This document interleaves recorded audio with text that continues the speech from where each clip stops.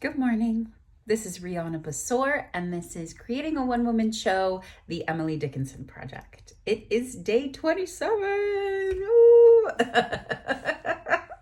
And we are working on putting our shards of writing into some sort of an outline because the first draft is due in 5 days. I think that math is right. Wow, six days, but not that many days.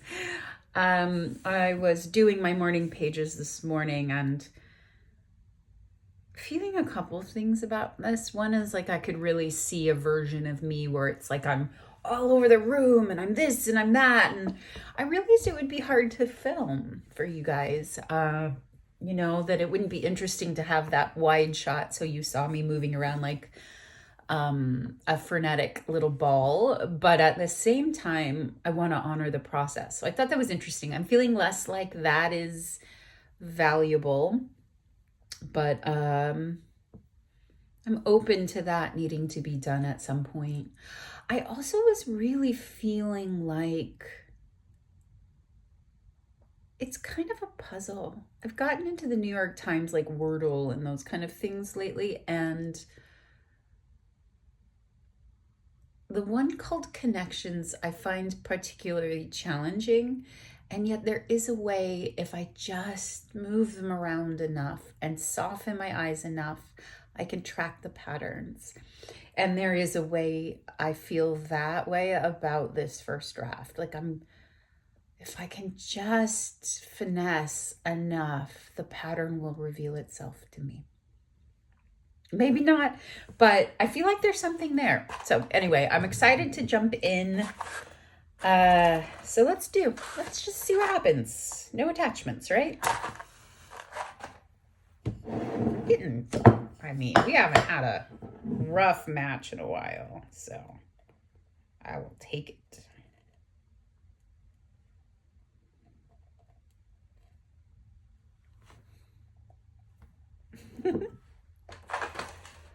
Okay, my friends.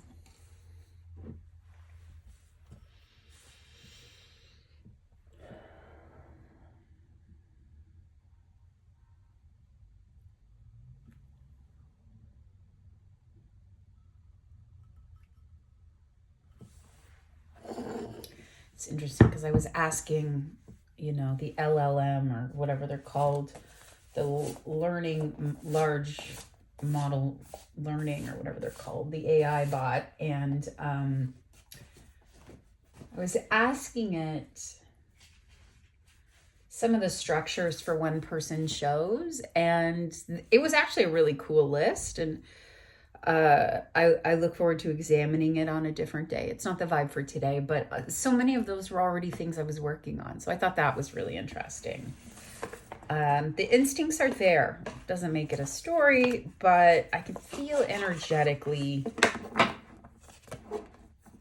there's just a lot. And I was thinking right before I turned on the camera, there may be a version where I make a well-made play, it's just, it is what it is and it exists. And then maybe for the longer one, tap more into the complexities that take a bit of time. Maybe this is too fast of a project for huge complexities, especially being my first writing project of this nature. Things I was wondering about today. I didn't make any decisions, but I thought that was kind of like, maybe we just meet the deadline. And then from there, keep tinkering. Because there's still going to be like a rewrites, right? It's not the final draft as we've talked about. And then when there's the final draft for this iteration, that doesn't mean that I have to stop writing the play. I do want to be careful that I'm not like my friend that's doing Walt Whitman, and he's like, he just kept rewriting Leaves of Grass his entire life. So there's all these versions of it, and maybe there's value in that. I don't know. But I am certainly in an ongoing conversation with Emily, and what I feel about her now is not what I felt about her when I was first learning about her in my mid-20s. I mean, I knew about her, but not the way that I came to. And certainly not the way I felt in my 30s. You know, that's the thing with these touch points that want us to explore them for a long time in our life. We bring different things to it at different times. And so maybe there's a softer approach to this version, as well as knowing that it won't be my definitive Emily. That's my life. My life is the definitive Emily. Exactly, bud. So I don't know. Stuff I'm thinking about. Okay. Cards got dark on us today. We have Thanatos, death. Also a bit of a spider, which is interesting because this is a bit of a spider. Upside down, 9 of crystals, security and abundance.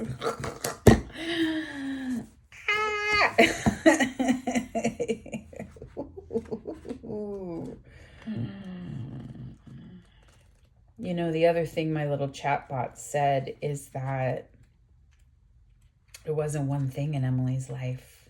She may have just been living her best life, and that meant she stayed on her land. I don't know. And that hard things happen because hard things happen in life, but they didn't descend her into madness or anything like that, which I thought was interesting. All right. 9 of crystal, spider, security and abundance. Spinning between the realms of conscious and subconscious, spider weaves together desires and paths. She's patient and meticulous in her craft and has worked hard for what she has achieved. She's designed her web in her personal garden of life. Personal garden of life, that's good. And is now in a position of repose and comfort. Aware of the limitless force of creation. She possesses confidence in her self-development. Spider will help you construct your own formula of success to apply to anything that you're working on. That'd be great, Spider. Thanks. Enjoy the abundance you have earned and be wise about the life you continue to weave for yourself. You hold the power within your hands to fashion your most effective life. I don't know that I want an effective life. That's interesting.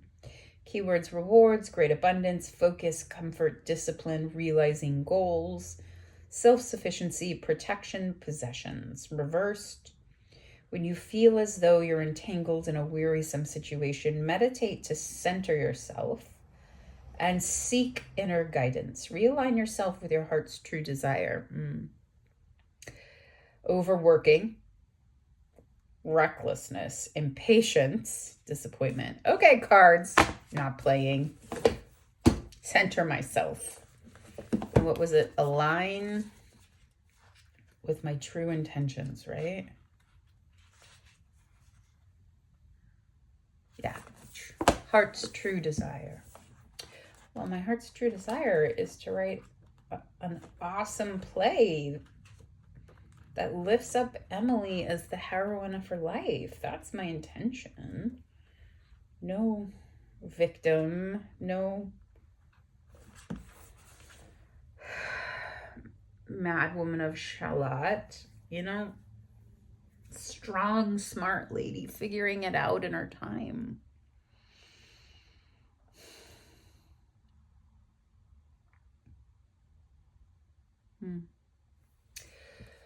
Death, Thanatos. It is tempting to oversimplify death and sum it up as transformation.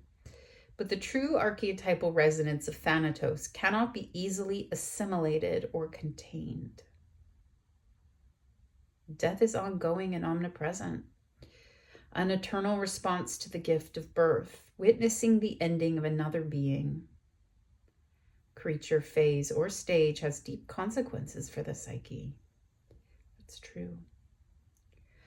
We are forever changed by Thanatos as it sweeps us under its wings, making us relinquish control in every form. It leaves a mark of ash upon our heart. That's powerful. Mark of ash upon our heart, signifying we have touched the cusp of the underworld and will return to the land of the living eventually with more compassion and wisdom to share. This capacity is needed in our world. One who has faced the annihilation of Thanatos can face anything. When this card appears, it signifies an initiation into the underworld. Okay.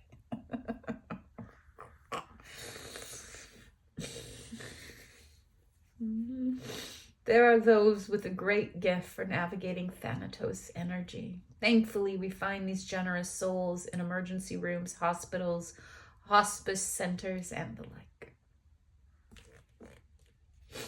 Facing Thanatos' death leads us to Aletheia, truth.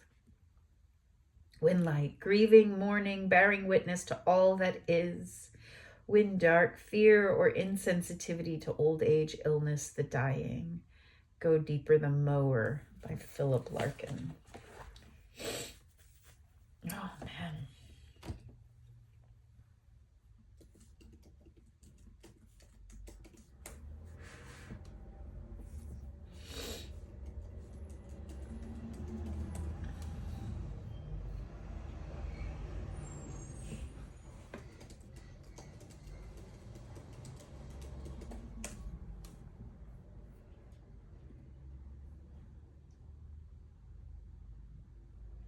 The mower stalled twice. Kneeling, I found a hedgehog jammed up against the blades, killed.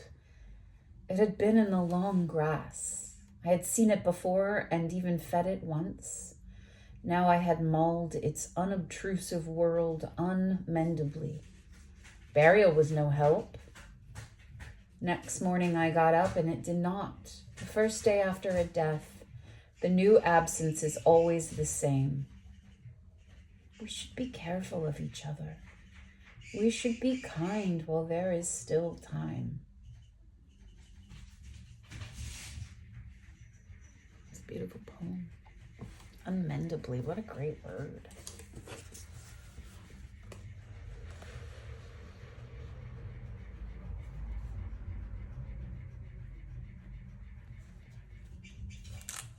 The wind. Of all the sounds dispatched abroad, there's not a charge to me like that old measure in the boughs, that phraseless melody the wind does, working like a hand whose fingers brush the sky, then quivered down with tufts of tune, permitted gods and me. When winds go round and round in bands and thrum upon the door, and birds take places overhead to bear them orchestra, I crave him grace of summer boughs. If such an outcast be, he never heard that fleshless chant rise solemn in the tree. As if some caravan of sound on deserts in the sky had broken rank the net and passed in seamless company.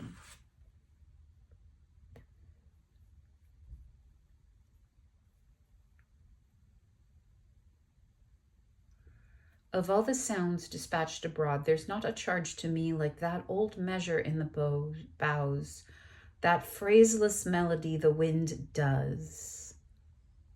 Old measure in the boughs. Phraseless melody that wind does, working like a hand whose fingers brush the sky, then quiver down with tufts of tune, permitted gods and me. When winds go round and round in bands and thrum upon the door, and birds take places overhead to bear them orchestra, I crave him grace of summer boughs. If such an outcast be, he never heard that fleshless chant rise solemn in the tree, as if some caravan of sound on deserts in the sky had broken rank, then knit and passed in seamless company. It's a really interesting one. I have made a bit of a mess on my desk. I have some lovely books that my collaborators brought me. Letters of Emily Dickinson. I haven't even opened them. There's so many. I mean, in the best way, but where do you even start at this point? I guess I'll start to pick through them, but that feels more like connecting the dots.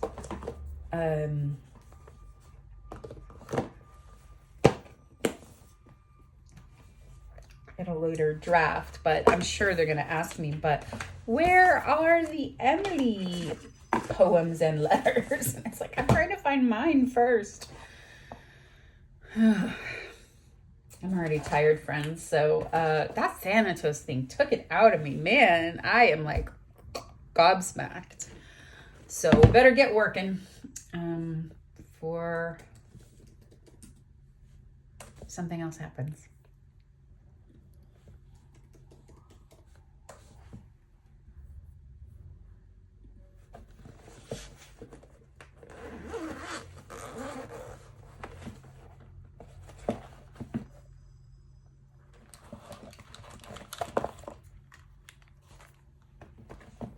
Got a record player for Christmas. I don't have a license for the music, so I can't play it for you. But I think that's really joyful.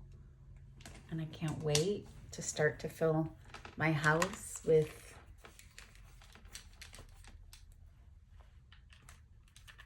physical sound, I guess, as opposed to digital sound. I think that's so exciting and cool.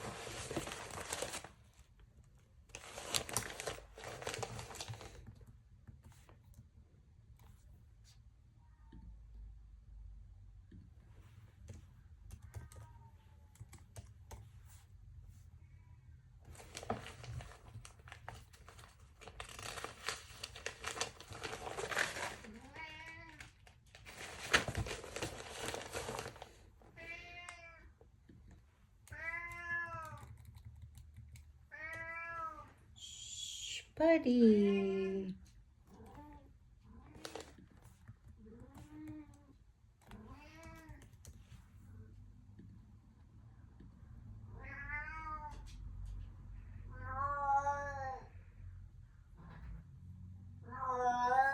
I know, my love. I know.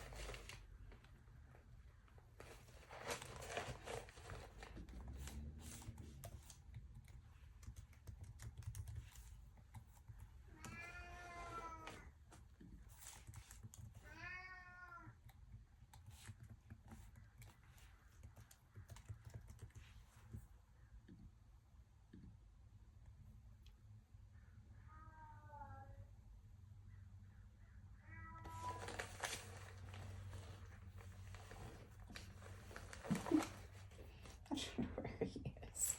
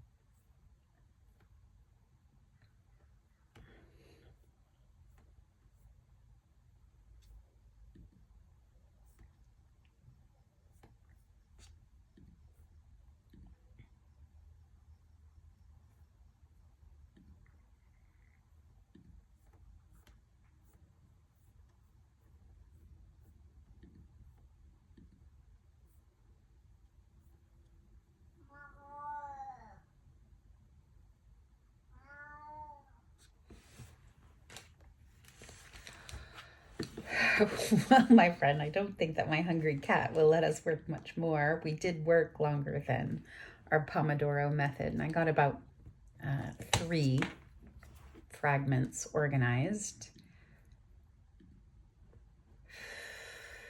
There's something there. it's not a complete loss. I'm playing with a structure of mystery and layers being revealed so that maybe we touch back on those scenes with Sue, and each time we get, you know, a new layer of something. I'm not sure. I need to really sit with the narrative styles that the ChatGPT gave me, because I think I'm going to play with a couple of them, and hopefully that doesn't muddy the waters too much. So yeah, I got 3 done, and the takeaway that I found is that the last time I looked at these, I didn't think they were much, and I refused to read them to my dramaturg friend. And now I'm reading them in the wake of the narrative structure, and I'm like, actually, these scenes are really pivotal. Maybe they're not as written to my personal taste as some of the others are, but we are not throwing them out. They are needed. They may be reconstructed. We'll see. So yeah, if you have a project that you're working on, I would love to hear about it. Please post it in the comments below. And if you would like updates on this project or whatever else I'm up to, please visit my website, Ms. Understood Media, MIZ Understood Media.com. All right, my friends, 6 days left. Well, it'll be 5 tomorrow, so keep on trekking. See you then.